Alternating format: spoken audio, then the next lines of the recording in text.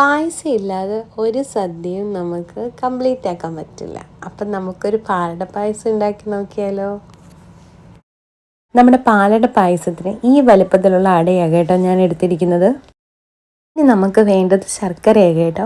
ഞാൻ ഈ ഒരു അളവിനാണ് കേട്ടോ ശർക്കര എടുക്കുന്നത്. ഓരോരുത്തരുടെയും ഇഷ്ടത്തിനും മധുരത്തിനനുസരിച്ച് എടുത്താൽ മതി കേട്ടോ. എനിക്ക് മധുരം ഒത്തിരി ഇഷ്ടമായതുകൊണ്ട് ഞാൻ ഈ ഒരു അളവിൽ പാലട നന്നായിട്ട് നമുക്കിതൊന്ന് ഉരുക്കിയെടുക്കാം. പിടിക്കാതിരിക്കാൻ നമുക്ക് കുറച്ച് നെയ്യ് കൂടി ചേർത്ത് കൊടുക്കാവുന്നതാണ് കേട്ടോ. അപ്പം ഈ ഒരു സമയം കൊണ്ട് നമുക്ക് ശർക്കര ഏകദേശം ഉരുകി വന്നിട്ടുണ്ട്. ഈ ഒരു പരുവത്തിൽ വേണം കേട്ടോ. നമ്മുടെ പാലട ഇവിടെ റെഡി ആയിട്ടുണ്ട്.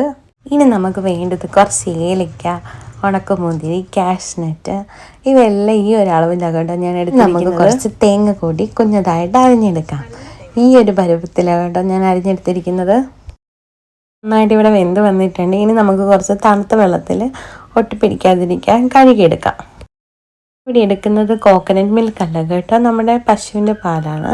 അപ്പോൾ അതൊരു 2 ലിറ്റർ ഇവിടെ തിളപ്പിക്കാൻ വെക്കാം. ഈ ഒരു ഉരുളിയാണ് കേട്ടോ ഞാൻ പായസം ഉണ്ടാക്കാൻ ഉപയോഗിക്കുന്നത്. പിന്നെ നമുക്ക് അരിഞ്ഞു വെച്ച തേങ്ങാക്കൊത്ത് വറുത്തെടുക്കാം. നമ്മുടെ പാലിവിടെ തിളച്ച് വന്നിട്ടുണ്ട്. സ്റ്റൗ ഓഫ് ചെയ്യാം. ഈ ഒരു ഉരുളി തന്നെയാണ് കേട്ടോ ഞാൻ കാഷ്നട്ടും ഉണക്കമുന്തിരിയും വറുത്തെടുക്കാൻ ഉപയോഗിക്കുന്നത്. അപ്പോൾ അതുകൂടി നമുക്ക് വറുത്തെടുക്കാം. അപ്പം നമുക്ക് ആവശ്യമുള്ള പാലും അടയും നമ്മുടെ ശർക്കര ഉരുക്കിയതും എല്ലാം ഇവിടെ റെഡി ആയിട്ടുണ്ട്. അപ്പം നമ്മുടെ കാഷ്നട്ടും ഗ്രേപ്സും എല്ലാം ഇവിടെ റെഡി ആയിട്ടുണ്ട്. അതൊരു പാത്രത്തിലേക്ക് നമുക്ക് മാറ്റാം. ഇതേ പാത്രത്തിലേക്കാണ് ഞാൻ അടയും കൂടി ആഡ് ചെയ്ത് കൊടുക്കുന്നത്. അപ്പം നമ്മൾ അട ആഡ് ചെയ്ത് കൊടുത്തിട്ടുണ്ട്. ഇനി നന്നായിട്ടൊന്ന് ഇളക്കി കൊടുക്കുക. ഇത് കണ്ടോ, അട സെപ്പറേറ്റ് ആയിട്ട് കിടക്കുന്നത്. ഇനി ഇതിലേക്ക് നമുക്ക് ഉരുക്കി വെച്ച ശർക്കര കൂടി ചേർത്ത് കൊടുക്കാം. തരികളില്ലാതെ വേണം ചേർത്ത് കൊടുക്കാം. അതുകൊണ്ട് ഞാൻ ഇങ്ങനത്തെ ഒരു സ്ട്രെയിനർ ഉപയോഗിച്ച് അരച്ചിട്ടാണ് ചേർത്ത് കൊടുക്കുന്നത്. ഇതിലേക്ക് നമുക്ക് കുറച്ച് പാൽ കൂടി ചേർത്ത് കൊടുക്കണം കേട്ടോ. എന്നിട്ട് ഒന്നുകൂടി എല്ലാം ഒന്ന് കുറുകി വരുന്നിടം വരെ നമുക്ക് ഒന്ന് തിളപ്പിക്കാൻ വെക്കാം.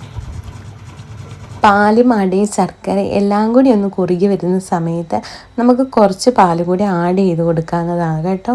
എന്നിട്ട് നമ്മൾ എടുത്ത് വെച്ചിരിക്കുന്ന ഏലക്ക കൂടി ആഡ് ചെയ്ത് കൊടുക്കുക. ഒരു ഫ്ലേവറിന് വേണ്ടിയാണ്. നമ്മുടെ പായസം നല്ല രീതിയിൽ തിളച്ച് കിട്ടിയിട്ടുണ്ട്. ഇനി നമുക്ക് വറുത്ത് വെച്ച എല്ലാം കൂടി ചേർത്ത് കൊടുക്കാം.